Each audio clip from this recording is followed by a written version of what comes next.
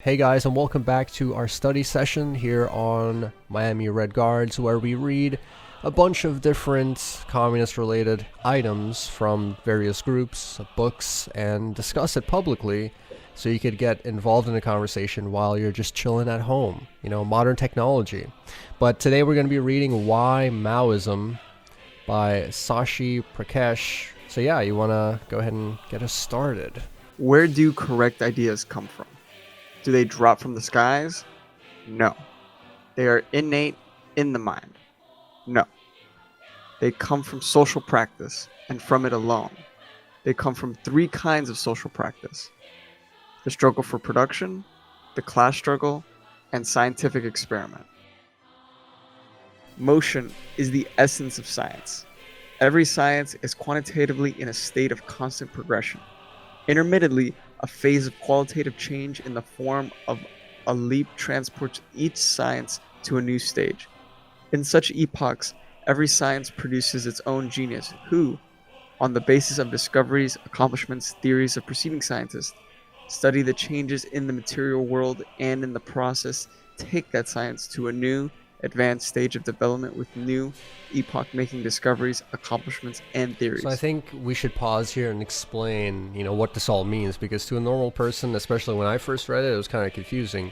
What is being said is that Marxist science is, like all other sciences, in constant development, and that intermittently, meaning at random points in the timeline of this development, that science can be transformed into a completely new stage. So if we think about Einstein and how he used the past discoveries of Newton to elevate the science of physics to a completely new stage, and also think about Hawking, who took what Einstein discovered and used that to elevate his own ideas and the science in general to a completely higher plane of existence, that's what we talk about when we're saying that Leninism extended Marxism into something new, Marxism-Leninism, and Mao also did the same by extending Marxism-Leninism into Marxism-Leninism-Maoism. So when you look at it that way, it's easier to understand. Social science is related to the extension of nature, with society and with the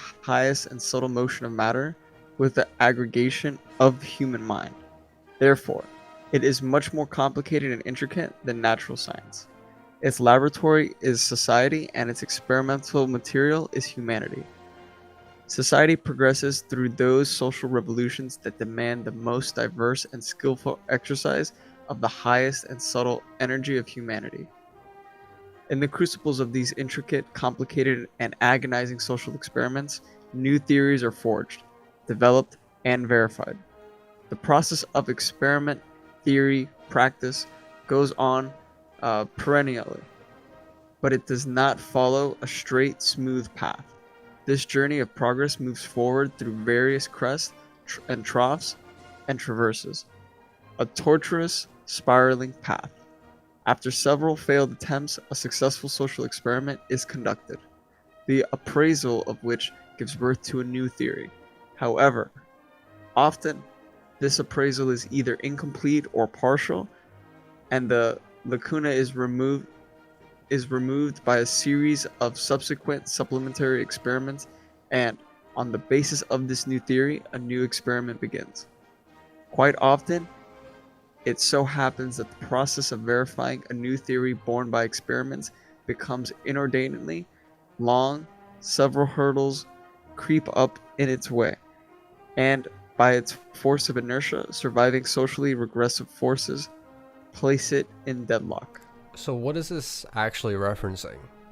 Coming from the position of Maoism and, what it's setting up, this introduction. For me, I think it's talking about the fact that out of the experiments of the October Revolution, out of the experiments of the Cultural Revolution, out of the experiments of the Paris Commune, certain theories, certain sciences are, given the experiment. It's gone from the experiment theory practice, and after the October Revolution, even though it verified a previous theory through experiment and elevated the science to another stage, it's still incomplete. And that's how, from the Paris Commune, we could go to the October Revolution, and from the October Revolution, we could go to the Cultural Revolution. And still, after the Cultural Revolution, the process of verifying this new theory that was born out of it still takes a long time, and there's still challenges that comes up, and also that this does not reveal the whole picture, and that's at least what I get out of it. What do you think? Yeah, I get the same thing out of it, and also they also mention that there's several hurdles that creep up in its way by force of inertia. I mean, throughout history, we've always seen that with scientific discoveries, there's always drawbacks, there's always pushback from whatever's happening at the time. You know, whether it The be regressive forces. the regressive forces, whether it be like, let's say, Darwin's discoveries in the church. So throughout history, you're always going to have pushbacks against these experiments. And so I think that's one way of putting it. Scientific socialism is a social science of the same kind. In the present epoch of world history, this is the science of social revolution, the science of proletarian revolution. As a revolutionary science of the most revolutionary class in human history, the proletariat is the paramount compendium of the journey of progress of humanity and society up to the present stage, and therefore is historically an unprecedented dynamic revolutionary force. In a constantly changing society, scientific socialism as a science of revolution changes constantly. The capitalist world, thoroughly analyzed by scientific socialism in order to change it, is in a state of constant development, and on the basis of this development and experiences of revolutionary experiments, the science of proletarian revolution has been in constant development. But when we talk about, scientific socialism being the science of proletarian revolution, right? And the proletariat being the product of all that humanity has been able to produce up until this point. And what does that mean? Thus far. Right? What does that mean? Because understanding historic materialism, right? Throughout society, society has developed, and the people within society has developed classes and so on. The bourgeoisie developed out of the old feudal society. Thus, if it's appropriate to say that society up until this point, or the proletariat or the proletarian as we see them, are at the forefront of this new society, and this proletarian class will lead towards socialism, which would be a progression over the old capitalist system. Therefore, it is at the very forefront of society, and scientific socialism has always, through this process of, while at the same time being at the forefront, it's also science that is in constant development, as we've discussed just previously, and as we'll continue to discuss. But I think that was an important point to, talk about how, the proletariat is not just a class, but it is like the most revolutionary class, and it's what we're aiming to. Point. Exactly, it's like what we're headed towards. It's not something that, it's backward or what have you. It's humanity's leading up to that point. In general, scientific socialism is named after its first and foremost discoverer, Karl Marx, and is known as Marxism. This has been accepted by Friedrich Engels, who assisted Marx. The continuously developing Marxist science took a revolutionary leap and entered a new stage in the first 2 decades of the 12th century. It was then named Marxism-Leninism after Vladimir Lenin, the epochal genius who fulfilled the role of leader and theorist in this kind of social experiment and revolutionary development in the resulting theory. Marxism-Leninism became the science of proletarian revolution in a new stage of capitalism. This signifies that the contribution of Lenin to the development of Marxism is epochal, as he took it to a new stage of development. Today, all genuine proletarian revolutionaries who are determined to create new versions of proletarian revolution are appraising every experiment of the past, especially the recent past. Those great socialist experiments that moved the socialist revolution forward and prevented the restoration of capitalism that was performed under the leadership of Mao. They are mulling over the question of the contribution of Mao Zedong in the development of Marxism.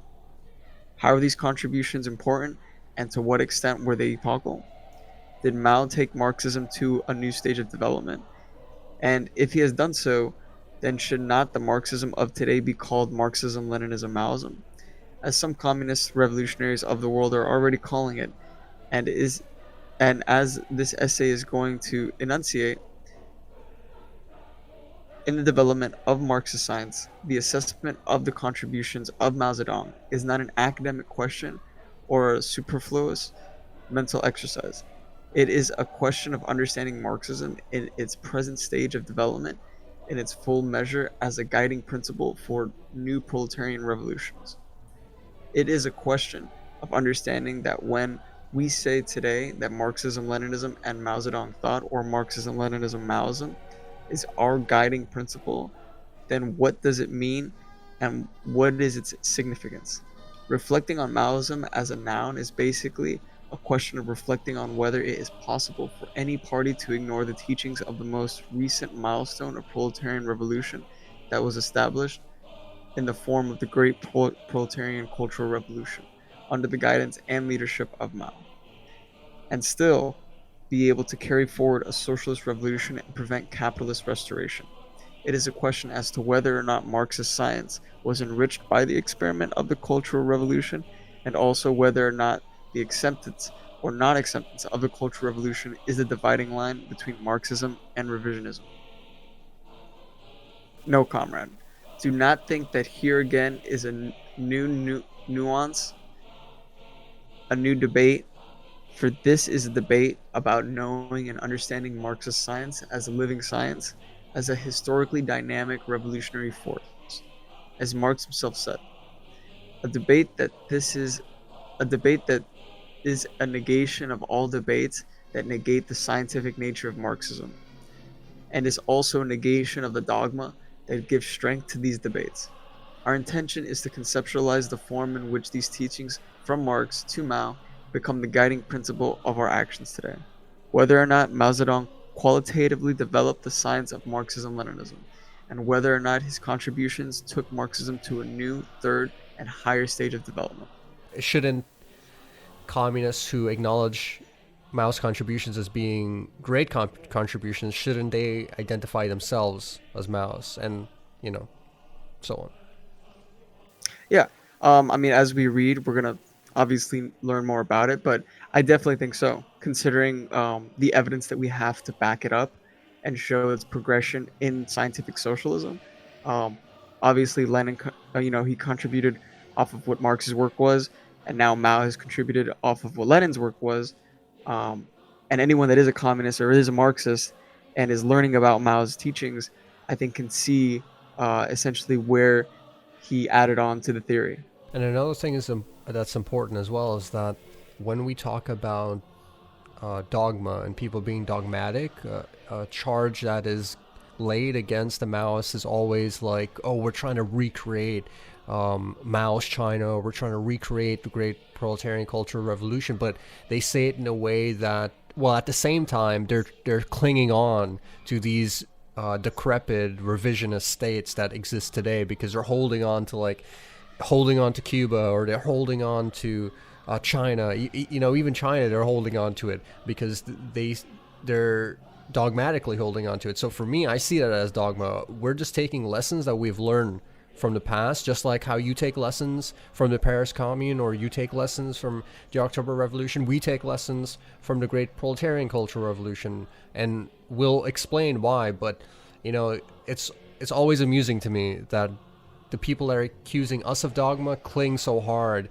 to To their these own failing. dogma. No, yeah, exactly, to their own dogma, but to these failed states, to these failing ideologies, and to things that aren't even socialist or communist in any way, like China. Like, how can you cling to China and then call us dogmatic? After Marx and Lenin, Mao, while leading the Chinese Communist Party in a revolutionary struggle against imperialism and feudalism between 1921 and 1949, developed Marxism in various ways. In the concrete conditions of China and the general conditions of colonized countries, he completed the democratic revolution under the leadership of the proletariat and its party, and in the direction of socialism. He enunciated related strategies as well as warfare strategies and other theories, and he continued the work of providing new comprehensive and comprehension and depth to the understanding of Marxist philosophy. After the victory of the Chinese Revolution of 1949, Mao provided leadership to the socialist construction and revolution in China, and after the death of Stalin and the capitalist restoration in Russia, led the struggle against Khrushchevite revisionism. In the long period of socialist transition, he proved a general line for the proletariat that emerged in the theory and experiment of the Great Proletarian Cultural Revolution.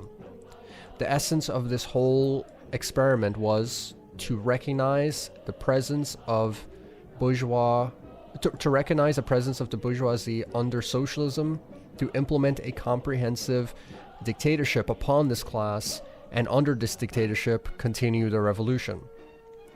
Mao, while characterizing the form, strategy, and general tactics of this new proletarian revolution, educated the proletariat on the general direction of the continuing class struggle in the entire historical period of socialist transition, and thereby qualitatively enriched the science of Marxism in the three fields of philosophy, political economy, and scientific socialism. In this regard, the Great Proletarian Cultural Revolution is the third greatest proletarian cultural revolution after the Paris Commune and the October Revolution. And it's needless to say that this is not the end of the development of Marxism. In the words of Mao Zedong himself, any philosophy is in the service of its contemporary task. The Marxist science developed at the present stage is doing precisely this and is further developing in the process. So yeah, what do you get out of that?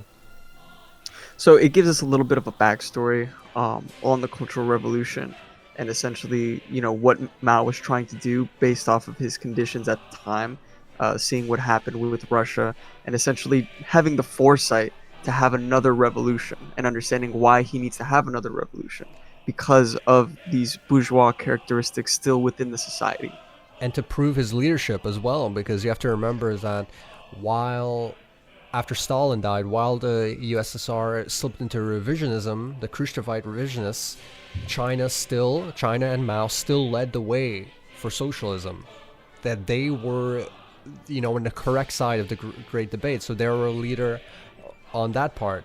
And, this points out as well that the class struggle continues under the dictatorship of the proletariat with the experiment of the Great Proletarian Cultural Revolution, recognizing that the bourgeoisie still exists, it exists within the party, exists within society itself, and that in order to exercise the proletariat, in order for the proletariat to exercise their power upon this class, they have to properly identify it and understand that just because we had our democratic revolution and we created a dictatorship of the proletariat doesn't mean that we've won. That's that. Because you see what happened in China, you see what happened in all these other countries that claim to be communist. You see in Vietnam, you see in Laos, you see in Cuba, and various other places that the bourgeoisie can make a comeback. And as Mao says, they will obviously try to make a comeback. I mean, they've been killing and raping and colonizing and pillaging. They won't stop just because, as soon as you turn their back, they're going to take the knife and stab you,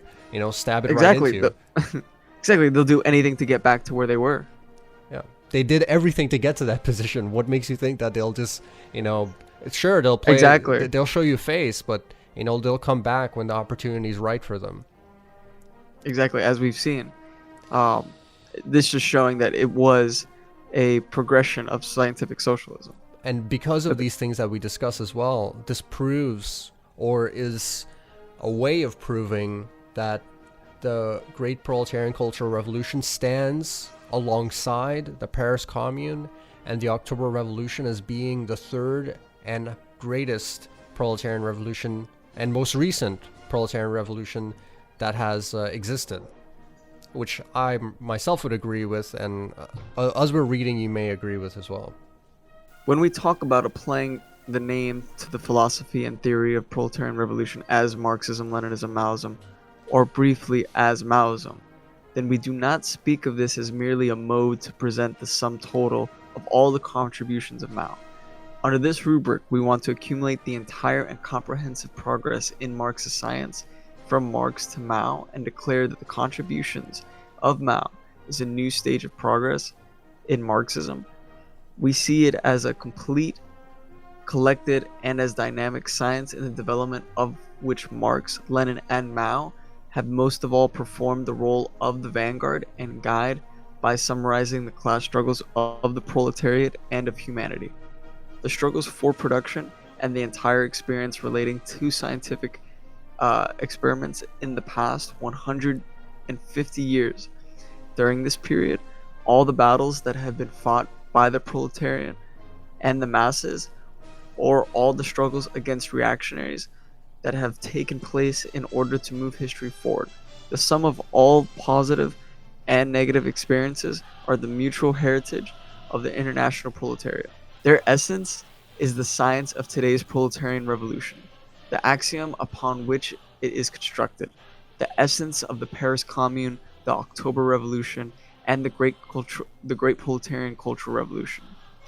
In developing this living science, Marx, Lenin, and Mao performed the role of leaders and thinkers.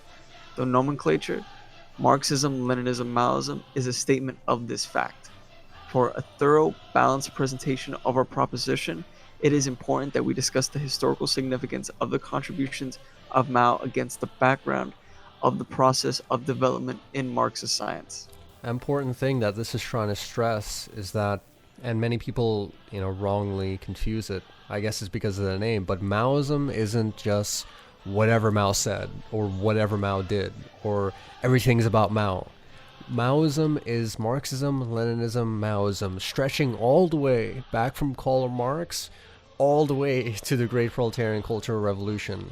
You have a lot of people who say, oh, you're a Maoist, and then they want to quote a little bit of Mao to you or make fun of Mao or attack Mao in some way, and they don't understand that we hold Lenin to the same regard, we hold Marx to the same regard. Not exactly. And also that these people and these names doesn't really matter, that just there's just happenstance. They happen to exist during that period of time, that these things have been developed for us and that they stand above these individuals, and that Marxism, Leninism, Maoism stands above the individual because it's constantly developing. When Mao died, Maoism didn't die. It's actually, Maoism came to be after the death of Mao, and it has been constantly developing in the modern era.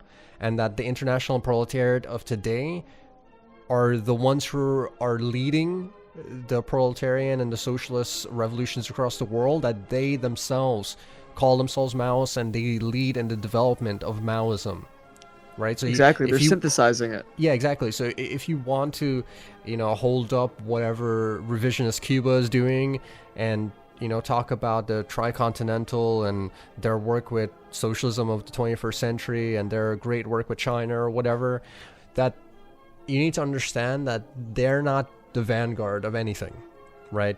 That the vanguards are the people who are actually going out there making the socialists and proletarian revolution, fighting the fascists, fighting the colonizers, fighting the bourgeoisie in general, and developing the theory in those fights.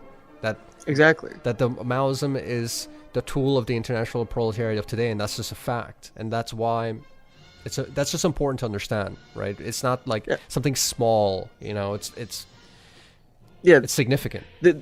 Exactly. The revolution hasn't stopped with Cuba. I mean, currently right now we have the NPA fighting, we have the Naxalites fighting, so it's in constant progression. And these are the people leading it today. Yeah, so I mean, some people might, say that the Naxalites don't exist, and they might poke fun at us for you saying that, or whatever it may be. But you know what we mean. That people in communists in India are kicking ass. Communists in the Philippines are kicking ass. Okay, sure, we Maoists disagree on some things, but we're not discussing that right now. We're just talking about them being out there actually doing shit. And that's the point that we're trying to get across to you. That whatever small little. I mean, not to make fun of small groups, but whatever it is that is happening in some revisionist circle, that they really don't have the what do you call it, the cojones to back up what they're actually saying, that these people are out there actually doing it, not protesting, but actually, Practicing. yeah, actually practicing and carrying out revolution. But yeah, either way, that's to me an important thing to stress, that Maoism isn't just anything Mao did. It's a sum of all contributions stretching from Marx to Marx to Mao. It's the simplest way to understand it. Marx to Mao and beyond. But yeah, it's the first chapter, first introduction. Yeah.